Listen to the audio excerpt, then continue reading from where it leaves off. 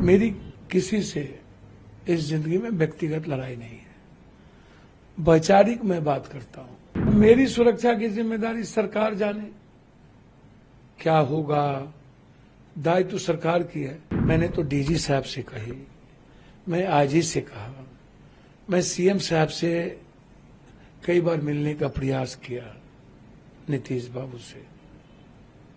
मैं उनके chief secretary से बातचीत की सुरक्षा को लेकर के। लेकिन जो व्यक्ति लगातार जिस व्यक्ति को एक ट्वीट के कारण, मुझे नहीं पता कौन है क्या है, जो लोग धमकी देते हैं, मैंने समय समय पर डीजी साहब को, 4 एसपी को मैंने वो बात बता दी। ज्यादा इस रूप में नहीं लेता हूं कि जब मैं दौड़ूंगा तो गिरूंगा भी, मैं तैरूंगा तो डूबूंगा भी, तैराकी भी कराऊंगा। उखरी में मुरी दूंगा तो समाज से कितना डरूं। आप हमें बताओ ना, घर भी ढुकेंगे, जांग भी कांपेगा। तो ये स्वाभाविक है, बचपन से मैंने झेले हैं। मैंने देखा है सामाजिक न्याय की लड़ाई में, सामाजिक व्यवस्था में कई तरह के उतार चढ़ाव। कहावत है, कुत्ता चले हाथी चले बाजार, कुत्ता भूखे हजार। मेरी किसी से इस जिंदगी में व्यक्तिगत लड़ाई नहीं है, वैचारिक मैं बात करता हूं। गाना नहीं है, मिर्ची लगी तो मैं क्या करूं, तो विचारों की बात तो मैं बोलूंगा ना। सुरक्षा ना सुरक्षा की जिम्मेदारी सरकार की है। मैं झारखंड की जनता की सेवा के लिए खड़ा हूं, लड़ रहा हूं। हेमंत सोरेन जी झारखंड का बेटा है, लगातार यातनाएं दी गई, मारने का प्रयास उन्हें किया गया। शेरनी की तरह मेरी बेटी कल्पना सोरेन उठी, और मुझे लगता है कि आज आम लोगों की आवाज बन चुके हैं। देश के हित में झारखंड महागठबंधन के लिए मैं यहां काम कर रहा हूं, अपने कर्तव्यों का काम कर रहा हूं। अब मेरी सुरक्षा की जिम्मेदारी सरकार जाने, क्या होगा दायित्व तो सरकार की है। मैंने तो डीजी साहब से कही, मैं आईजी से कहा, मैं सीएम साहब से कई बार मिलने का प्रयास किया, नीतीश बाबू से। मैं उनके चीफ सेक्रेटरी से बातचीत की सुरक्षा को लेकर के।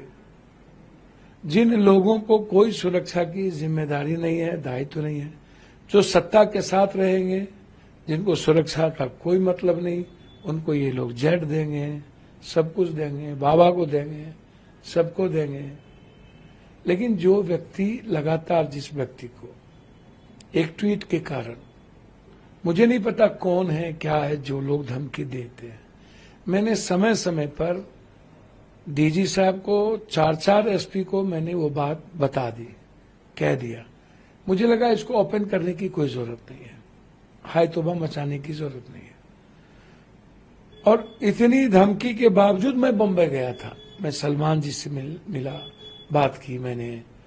उस दिन रात में डिनर था मेरा। मैं बाबा सिद्दीकी के परिवार से मिला, फिर हम आए। तो ये सामाजिक जीवन में, पारिवारिक जीवन में व्यक्तिगत काम है, वो हर व्यक्ति को करना चाहिए। दुख के घड़ी में रहना चाहिए। तो हम तो नहीं डरे, हम तो अपना काम कर रहे हैं। हम बम्बई भी गए, हम अपनी जिम्मेदारी का निर्वहन भी कर रहे हैं। कल बिहार में जो घटना घटित हो रही है, वहां भी जा रहे हैं। तो हमने तो पूर्णिया में भी, Purnia SP, Katihar SP, Madhepura SP, IG, DG, हमें जब खबर मिली इस नंबर से लोग आए हुए हैं विभिन्न जगहों पर, हमने नंबर तक दिया। हमने आईजी से 2-2 बार बातचीत की। तब सत्ता में नहीं हूं इसके लिए हमें मर जाना चाहिए, या इनकी सुरक्षा की जिम्मेदारी नहीं है। मुख्यमंत्री जी सत्ता वाले लोगों को समय देंगे, गैर सत्ता वाले से मिलेंगे भी नहीं। तो कम से कम बिहार सरकार इतना बेशरम तो न हो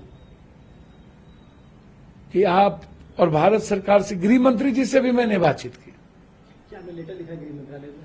मैं बातचीत तक किया था सुरक्षा को लिए, फोन आए उनके, मैंने उस वक्त बातचीत भी की अमित शाह जी से, फिर पत्र भी लिखा। तो सत्ता के साथ आप नहीं हैं तो आप मरिए, श्रद्धांजलि बाद में दे दी जाएगी। अब नीतीश बाबू तो किसी से मिलते ही नहीं, उन्हें तो मिलने ही नहीं दिया जाता, घेर के रख दिया गया है।